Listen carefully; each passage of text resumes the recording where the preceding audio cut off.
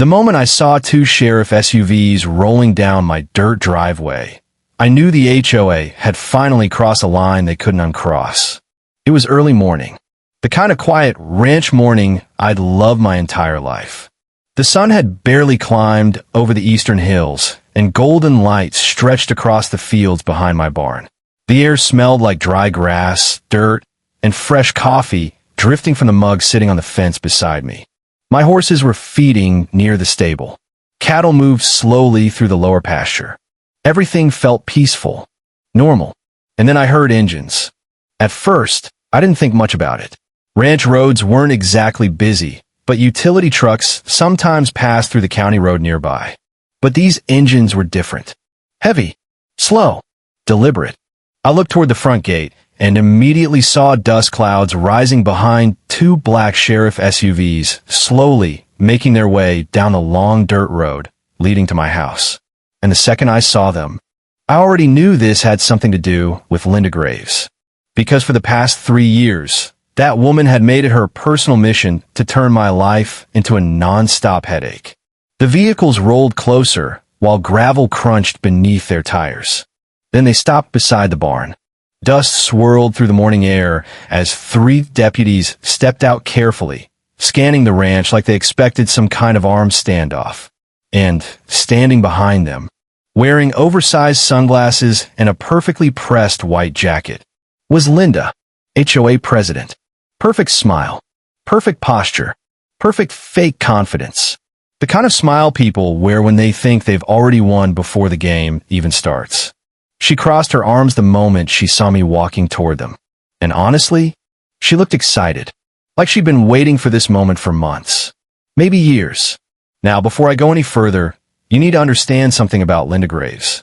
She wasn't just some annoying neighbor with too much free time. No, Linda was the kind of person who treated HOA rules like federal law. The kind of person who thought owning an expensive house somehow made her important. The kind of person who genuinely believed everyone around her should follow her instructions without question. And the biggest problem? I never did. See, this ranch had been in my family for generations. Long before the luxury gated community beside my land even existed. My grandfather bought this property decades ago during one of the worst drought periods this county had ever seen. Back then, nobody wanted the land because it was rough, isolated, and difficult to maintain. But my grandfather saw potential where everyone else saw problems. He spent years building fences by hand, digging trenches, repairing irrigation systems, fighting drought seasons, protecting cattle during brutal winters. Every inch of this ranch carried family history. My father grew up here. I grew up here. Hell, I learned how to ride a horse before I even learned multiplication. This wasn't just land to me. It was home, real home. Not one of those giant copy-paste houses people bought in Linda's neighborhood with identical mailboxes and matching flower beds. And honestly, that difference mattered more than Linda realized. Because people like her saw land as status. People like me saw land as legacy. But none of that mattered to Linda. All she saw was an old ranch sitting beside her wealthy HOA development. And eventually, she decided my ranch was a problem. The lead deputy stepped toward me calmly. "Morning, sir." "Morning." He glanced briefly toward Linda before looking back at me. "We received complaints involving illegal obstruction of public utility access near the canal crossing your property." The canal. The second he said that word, I almost smiled. Because right then, standing there beside those deputies, Linda had absolutely no idea how badly she'd miscalculated this situation. I'll come back to that. First, you need to understand how this entire war with the HOA started. About 3 years earlier, developers bought hundreds of acres bordering the eastern side of my ranch. Within months, construction crews flooded the area. Bulldozers, concrete trucks, survey teams, electric crews. Every day looked like a small city being built from scratch. At first, I stayed out of it. Honestly, I figured they'd build their neighborhood and leave me alone. I couldn't have been more wrong. The development turned into one of those luxury HOA communities designed for wealthy retirees and corporate people escaping city life. Huge homes, decorative fountains, private security gates, artificial lakes, perfect sidewalks, perfect lawns, golf carts everywhere. The kind of neighborhood where people filed complaints because somebody parked their truck facing the wrong direction. And unfortunately for me, my ranch sat directly beside their perfect little community. At first, homeowners acted friendly. Some waved while driving by. A few stopped to ask questions about horses or cattle. But over time, attitudes changed. Property prices rose. The HOA gained power. And suddenly my ranch wasn't considered rustic. It became an eyesore. That word showed up constantly in Linda's letters. Eyesore. Apparently my tractors hurt property values. My barn looked outdated. My fencing was visually disruptive. One time she complained about my windmill. A windmill. On a ranch. Another time she demanded I relocate several cattle feeding stations because residents didn't enjoy livestock odors during evening walks. Livestock odors. These people literally moved next to a ranch, then got upset there were animals nearby. I ignored every complaint, every single one. And honestly, that drove Linda completely insane. Because people like Linda rely on control. Rules are their weapon. Threats are their strategy. And when somebody refuses to play along, they take it personally. Over time, her letters became more aggressive. First came warnings, then violations, then legal threats. She even tried convincing county inspectors to fine me over unsafe agricultural storage. That investigation lasted about 20 minutes before inspectors realized everything on my property was perfectly legal. After that failure, Linda became obsessed with one specific area of my ranch. The canal. Now to most people, the canal looked simple. Just water flowing through old concrete channels cutting across farmland. Nothing special.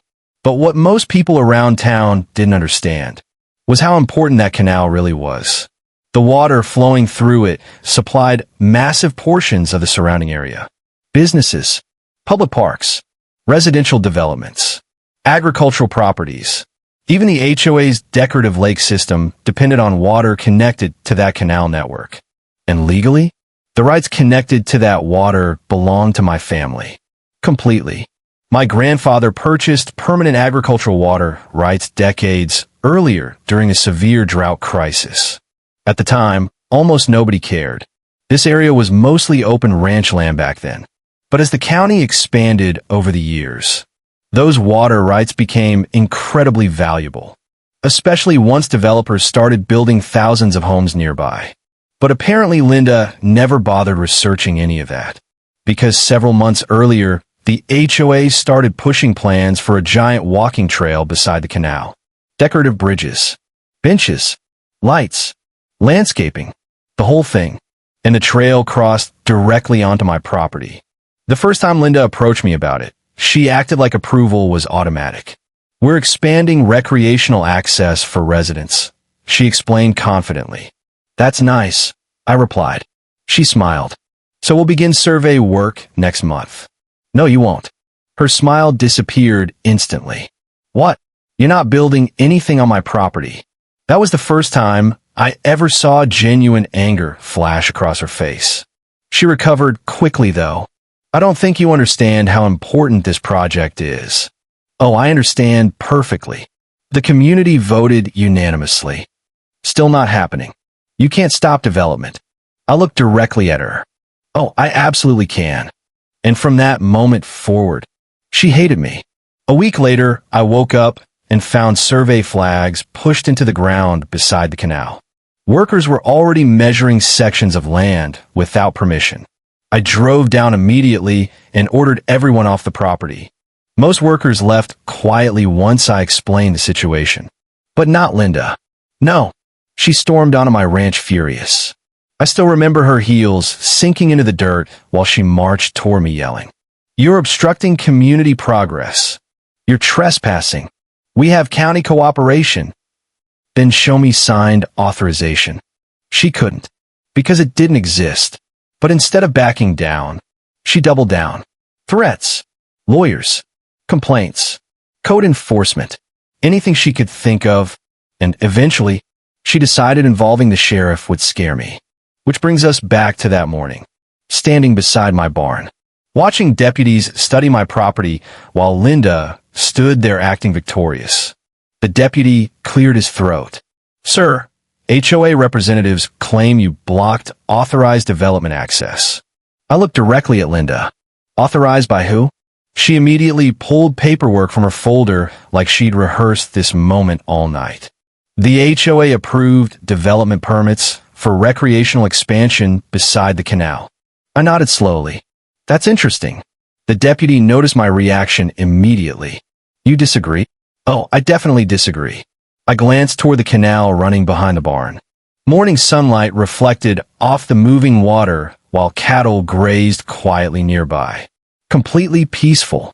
Meanwhile, Linda stood there convinced she was moments away from forcing me into compliance.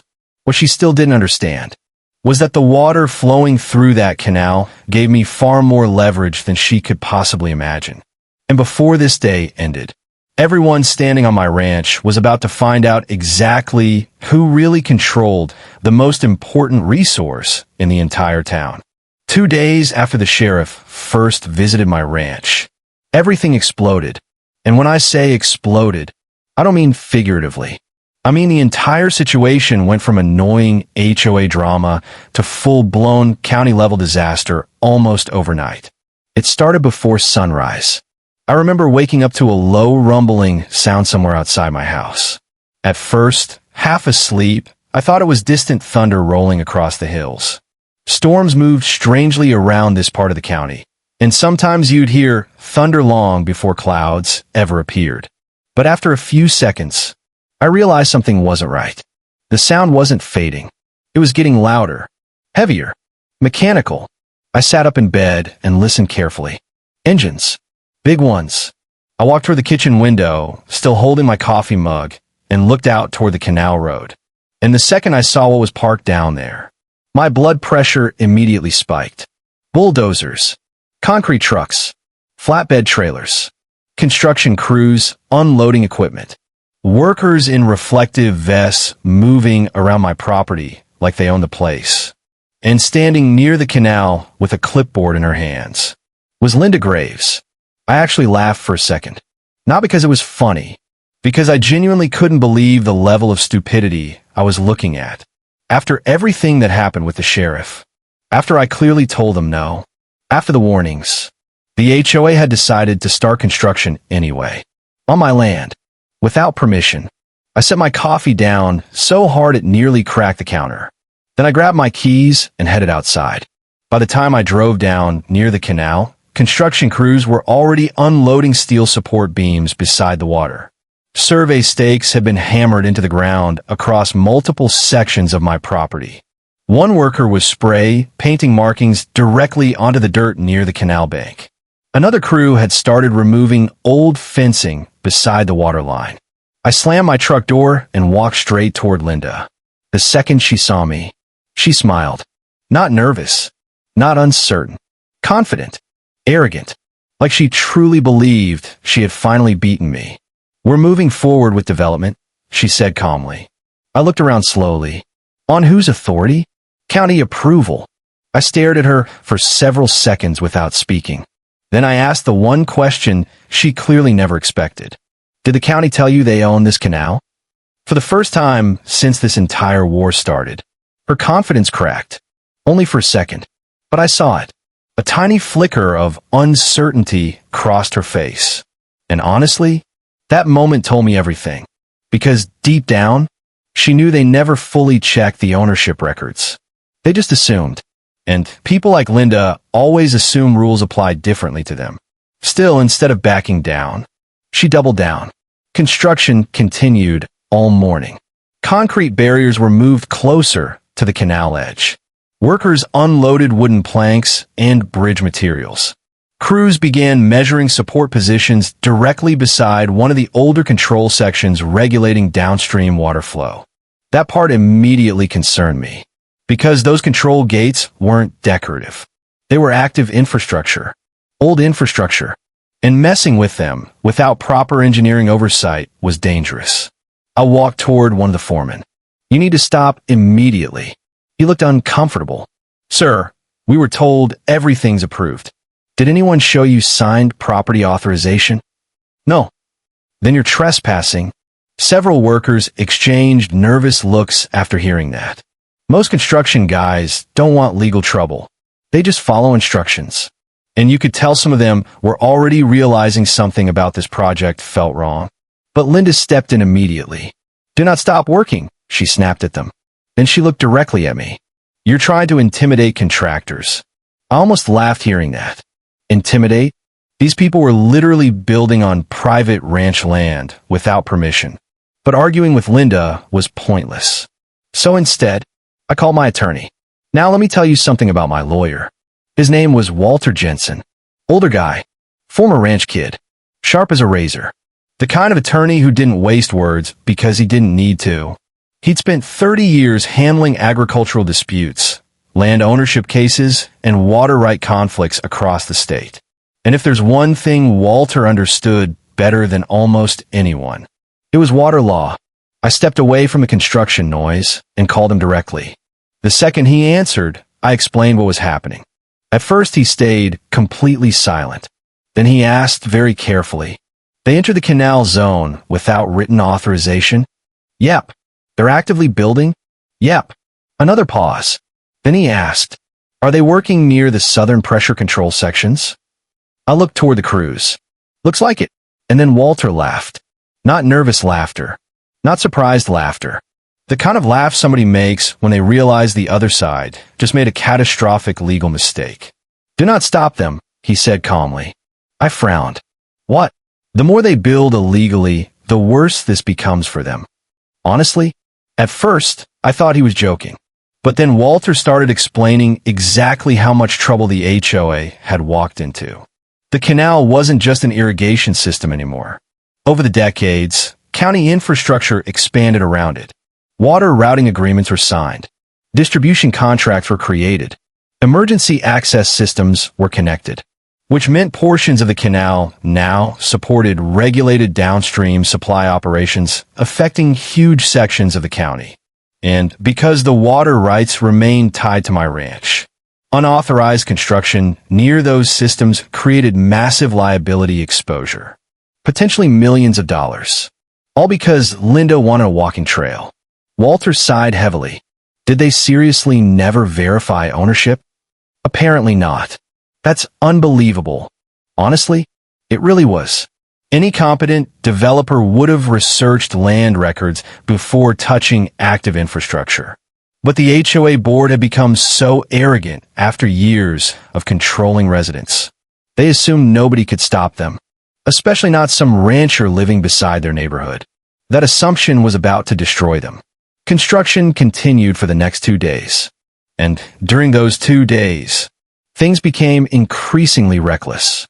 Workers started digging dangerously close to older concrete support channels beside the water system. Heavy machinery crossed sections of ground not designed to support that kind of weight.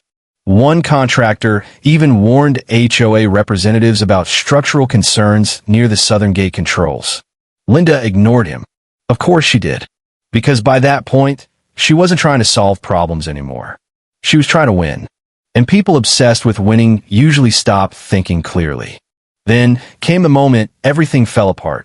It happened late afternoon on the second day. I was repairing fencing near the western pasture when I suddenly noticed water levels shifting strangely inside the canal. At first it looked minor. Then flow pressure dropped noticeably. That immediately worried me. I drove down toward the construction zone and found absolute chaos. One of the crews had accidentally damaged part of the pressure control gate system regulating downstream water flow. Workers were yelling. Machinery had stopped. Water pressure readings were fluctuating badly. And nobody seemed to understand how serious the situation really was. At first, the effect seemed small. Residents nearby reported weak water pressure. Then restaurants started complaining. Then businesses. Within hours, sections of town temporarily lost water access completely. And suddenly, county officials started arriving fast. Very fast. Utility trucks flooded the area. Emergency engineers showed up. Inspectors began taking photographs. Fullness rang nonstop. People panicked, and the entire town started demanding answers. That's when Linda made the dumbest decision of her entire life. Instead of admitting fault, she blamed me. According to Linda, I was supposedly interfering with public utility operations, which was insane considering the HOA illegally entered my land in the first place. But panic makes people irrational, and Linda was spiraling hard. That evening, the sheriff returned. This time the atmosphere felt completely different. No smug smiles, no confidence, no fake authority. The same deputy stepped out of the SUV looking far more serious than before. Behind him stood county engineers, utility officials, and 2 inspectors carrying clipboards. "We need proof of ownership regarding the canal system," the deputy said carefully. I nodded once. "Come inside." I walked them into my grandfather's old office near the back of the house. That room still looked almost exactly the same as it did years earlier. Old wooden desk, leather chair, maps hanging on the wall, dusty filing cabinets packed with decades of ranch records. And inside one locked cabinet was the folder. The folder my grandfather protected like gold. I unlocked the cabinet slowly and removed a thick leather binder filled with original agreements, county maps, state certifications, water contracts, and ownership documents dating back decades. The deputy began reading silently, page after page, minute after minute. And as he kept reading, his expression changed completely. The confidence disappeared from his face. Then concern replaced it. Finally, he looked up toward Linda, standing near the doorway. "Mom." His voice sounded different now. "This canal belongs to him." Silence. Complete silence. Linda's face instantly lost color. But honestly, things were about to get much worse for her. Because the deputy wasn't finished reading. He flipped through several more pages before stopping suddenly. Then he looked toward one of the county engineers. "These water rights are tied to regional distribution agreements." The engineer grabbed the documents immediately. His eyes moved faster and faster across the pages. Then suddenly he muttered 2 words that changed the entire mood in the room. "Oh no." And let me tell you something. You never want to hear a county engineer say, "Oh no," while staring at water infrastructure paperwork, especially infrastructure connected to thousands of residents. The engineer immediately began asking questions. "Who approved construction near the southern gates?" Linda tried answering. "We believed." "No," the engineer interrupted sharply. "Who specifically approved excavation near regulated flow controls?" Nobody answered, because nobody had. The engineer looked furious. Within minutes, county officials realized exactly how catastrophic the situation actually was. Unauthorized HOA construction had interfered with privately owned water infrastructure connected to regional supply operations. Legally, the liability exposure was enormous. Potential lawsuits, county penalties, infrastructure violations, emergency repair costs, business damages, residential claims. The numbers could become astronomical. Linda started panicking immediately. "We thought it was public land." The engineer stared at her in disbelief. "You thought?" That silence afterward was brutal, because everybody in that room suddenly understood the truth. The HOA never checked ownership, never verified permits properly, never secured authorization. They simply assumed they had power. And now, that arrogance was about to cost them absolutely everything. The next week became absolute chaos for the HOA. And honestly, I'd never seen anything unravel that fast in my entire life. One moment Linda and the HOA board were acting like untouchable rulers of the community. And the next, they were desperately trying to stop their entire neighborhood from turning against them. The craziest part was how quickly the truth spread. In small towns, news travels fast. But scandal? Scandal travels like wildfire. Especially when rich neighborhoods, government investigators, water shortages, and lawsuits are involved. By the morning after county officials shut down construction near the canal, rumors were already spreading across town. At first, people only knew pieces of the story. Some residents heard the HOA damaged county infrastructure. Others heard the sheriff got involved. A few people even believed the canal had exploded because of illegal excavation. By lunchtime, social media groups were flooded with angry posts from homeowners complaining about weak water pressure and emergency service interruptions. And by evening, the full truth finally started coming out. The HOA board had entered private ranch land without authorization. Construction crews damaged active water control systems. And the entire luxury neighborhood depended on water rights legally owned by the rancher they'd been harassing for years. The reaction inside the HOA community was immediate. Residents were furious. Absolutely furious. And honestly, most of them had no idea what Linda had been doing behind the scenes. That's what made everything even messier. See, regular homeowners believed the walking trail project was already approved legally. They thought permits were secured. They thought engineers had verified everything. They thought the HOA board knew what they were doing. Nobody told them the construction crossed private ranch land. Nobody told them ownership records were never properly checked. And nobody definitely told them their HOA president had started a legal war with the man controlling the water rights tied to their neighborhood. Once homeowners realized that, everything collapsed. Emergency HOA meetings started happening almost every night. People packed into the clubhouse, screaming at board members. Residents demanded financial records. Construction companies demanded answers. Insurance representatives started appearing. Attorneys flooded the neighborhood. And somehow, Linda still kept trying to blame everybody except herself. I heard later that during the first emergency HOA meeting, she actually claimed I misled the community regarding canal ownership. Imagine that. Apparently existing property records somehow counted as misleading. One homeowner reportedly stood up and yelled, "You try to build on a ranch without permission. What exactly did you think was going to happen?" Honestly, fair question. Meanwhile, county investigators kept digging deeper into the situation. And the deeper they looked, the worse things became for the HOA. Inspectors discovered multiple violations connected to unauthorized excavation near regulated water systems. Construction permits were incomplete. Engineering approvals were missing. Several contractors admitted they never saw finalized land authorization documents. One foreman even stated he warned HOA leadership about ownership concerns before construction began. Linda ignored him. Of course she did, because by that point, she wasn't thinking logically anymore. She was obsessed with winning. And people obsessed with winning usually destroy themselves eventually. About 4 days after the construction shut down, local newspapers started covering the story. Now normally, small-town newspapers don't attract much attention. But this story? People loved it. A wealthy HOA board trying to bully an old ranch owner. Only to discover he legally controlled the water rights supplying their own neighborhood. That story practically wrote itself.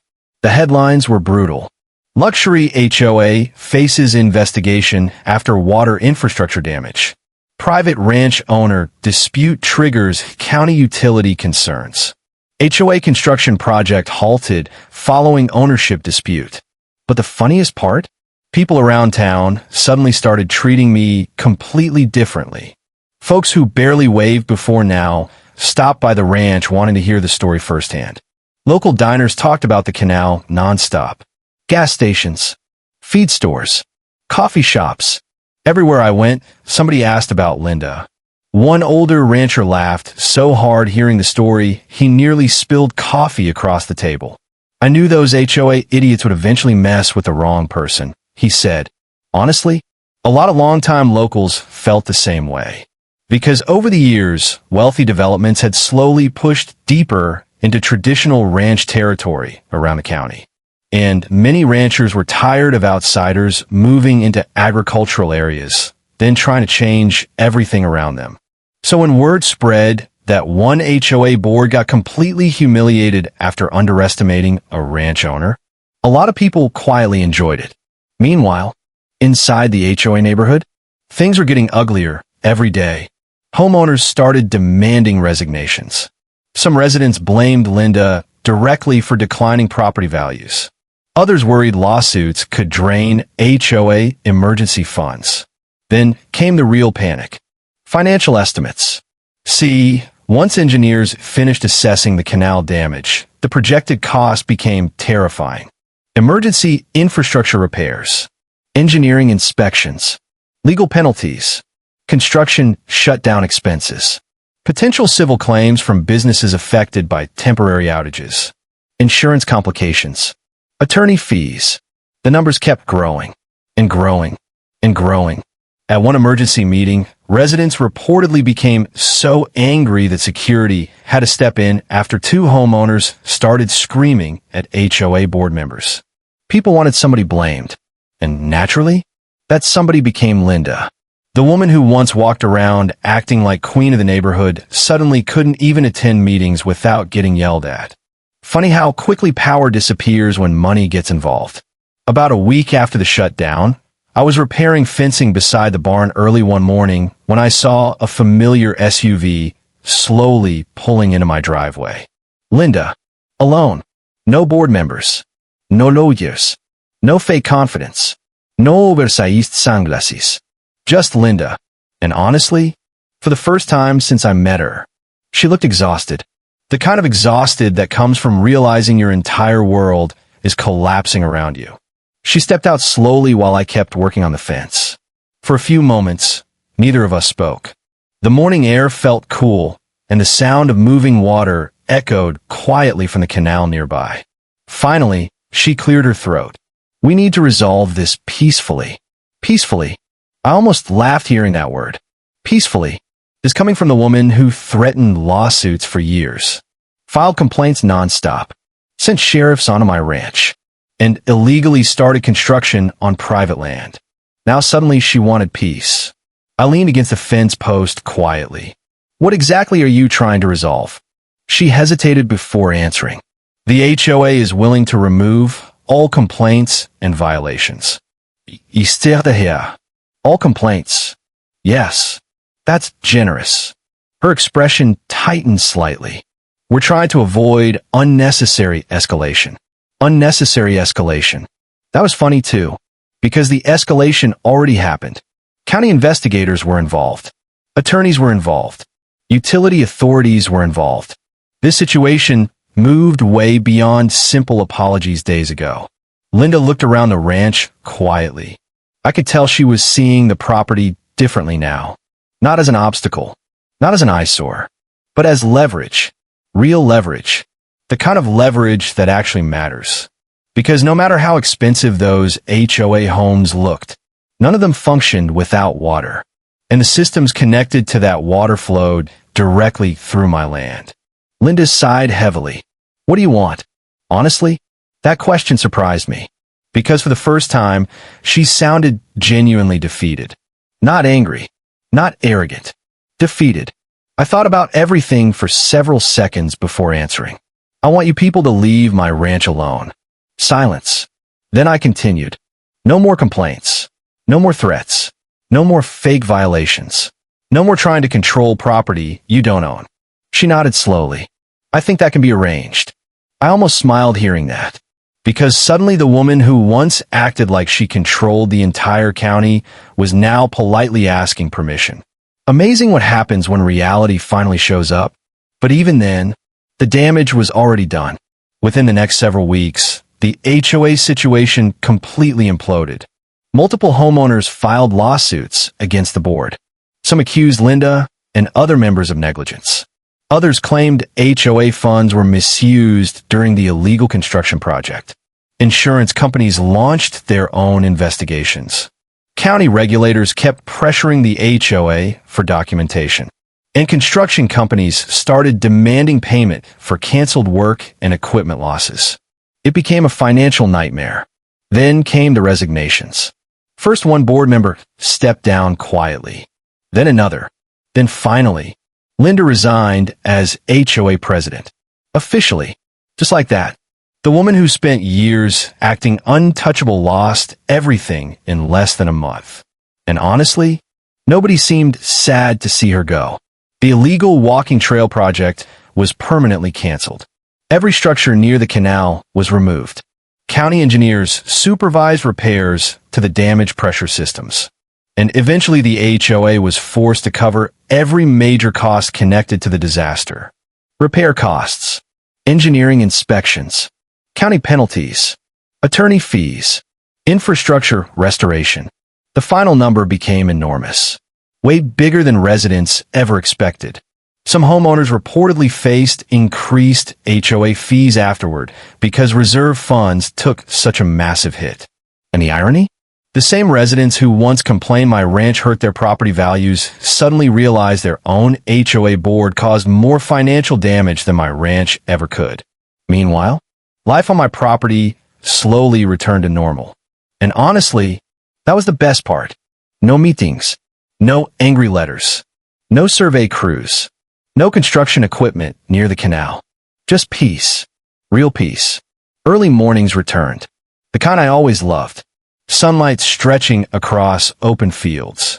Horses feeding quietly near the stable. Cattle grazing beside the lower pasture. Wind moving softly through old trees near the canal road. And water continuing to flow exactly like it had for decades. Sometimes in the evenings, I still sit on the old wooden fence overlooking the canal and think about everything that happened. It's strange looking back on it now, because the HOA truly believed rules, fines, and threats made them powerful. They thought legal letters created authority. They thought expensive homes created status. They thought controlling residents made them important. But my grandfather understood something they never did. Real power doesn't come from pretending to control people. Real power comes from controlling something people genuinely need. And in this town, that something was water. The same water flowing quietly through my ranch long before the HOA existed. Long before luxury homes appeared. Long before Linda Graves moved into the neighborhood, believing she controlled everything around her. And long after she was gone, that water kept flowing. Quiet, steady, untouched, exactly the way my grandfather intended.